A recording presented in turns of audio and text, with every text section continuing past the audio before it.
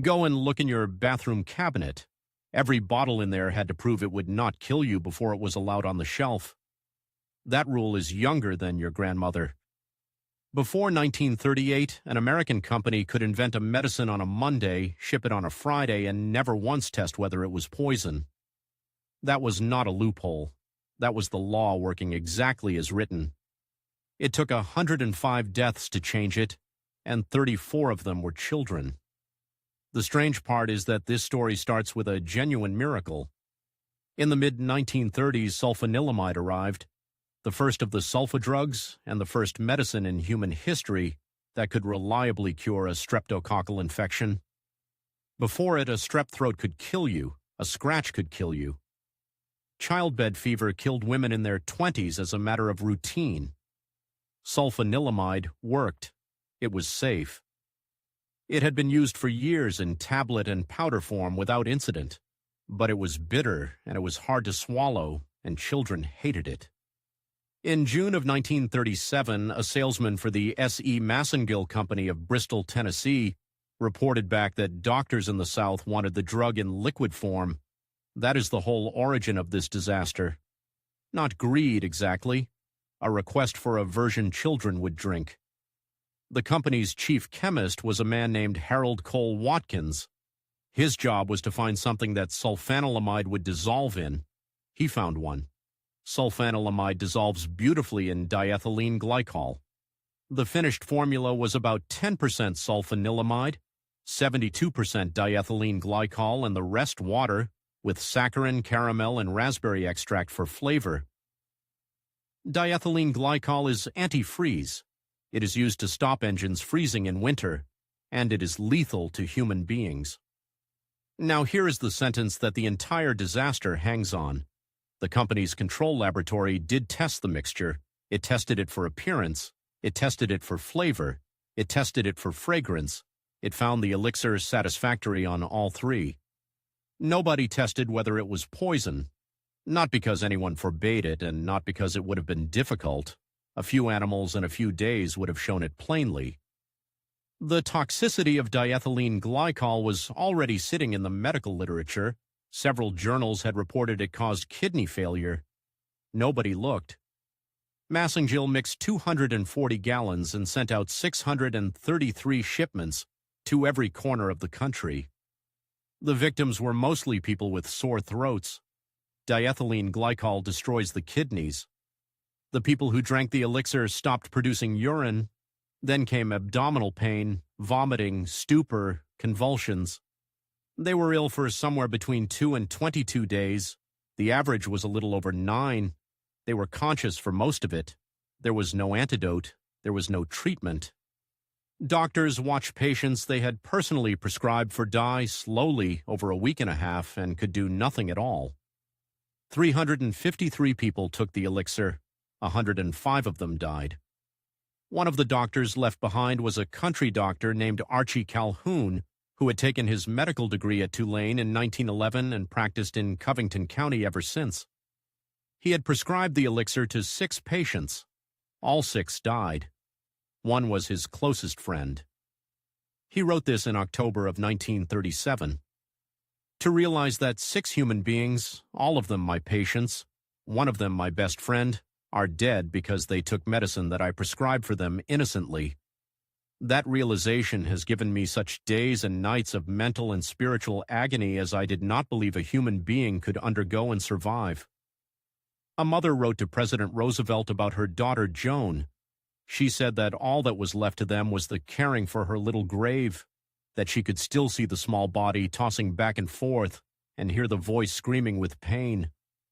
On the 11th of October, doctors in Tulsa reported the first cluster to the American Medical Association. Within days, the AMA lab had identified diethylene glycol and gone to the newspapers and the radio, and then the Food and Drug Administration did something remarkable. It had at that time 239 inspectors and chemists in the entire country. It assigned practically all of them to one job: find every bottle. They went through the company's shipping records line by line. In one building alone, they read 20,000 sales slips. They tracked down roughly 200 traveling salesmen. one of whom only gave up his distribution list after a state jailed him. Prescriptions had been written for people identified in the records only as Betty Jane, 9 months old, or Mrs. Jackson, no address. In Illinois, a woman told an inspector she had destroyed her bottle. He kept asking. Poured down the sink? Buried? No. Thrown out of a window into an alley. He went and found it, unbroken, still full enough to kill a child who liked the taste. In South Carolina, a doctor said he had dispensed it to 5 people and that none had died. The inspector went and listened to gossip in the town instead and learned about a dead mill worker. Following local custom, the family had placed the dead man's medicines on his grave. The inspector walked 1.5 miles into the fields with the man's sister, and there on the fresh earth, among the dishes and spoons, was a 4-ounce bottle with 1 ounce left in it, and the doctor's prescription label still legible. 4 of that doctor's patients had died. Of the 240 gallons, they recovered all but about 6. Had the rest been drunk, the estimate is that the dead would have numbered in the thousands, so the company was prosecuted. For what exactly? Not for killing anyone. There was no law against selling a dangerous drug. The Food and Drugs Act of 1906 did not require that a medicine be safe. It required that it be honestly labeled, and Massengill's label was completely honest. When chemists analyzed the bottle from a dead patient in Tulsa, the contents were exactly what the company said they were. The charge, in the end, was misbranding. The word elixir implied a solution containing alcohol. This one contained none. That was it. That was the crime. If they had printed the word solution on the label instead, the federal government would have had no case at all and no legal power to go and collect the bottles. The FDA's own commissioner, Walter Campbell, said it out loud that it was unfortunate his agency was obliged to proceed on a technical and trivial charge of misbranding. Samuel Evans Massengill, who owned the company, issued a statement. "My chemists and I deeply regret the fatal results," he said, "but there was no error in the manufacture of the product. We have been supplying a legitimate professional demand and not once could have foreseen the unlooked-for results. I do not feel that there was any responsibility on our part." He was right. That is the thing. Under the law as it existed, he was right. Harold Watkins, the chemist who chose the solvent, did not agree. He shot himself while awaiting trial. Congress had been arguing about a new food and drug law for 5 years and getting nowhere. The elixir ended the argument. In 1938, the Federal Food, Drug, and Cosmetic Act passed, and with it a new drug section requiring, for the first time in American history, that a manufacturer prove a drug was safe before selling it. That is the law that put the label on the bottle in your bathroom. It exists because of 240 gallons of raspberry syrup. And there is one more thing. Among the researchers who worked on establishing that diethylene glycol was the killer was a young scientist named Frances Oldham Kelsey. 24 years later, she was a medical officer at the FDA, and a pharmaceutical company applied to sell a new sedative in the United States.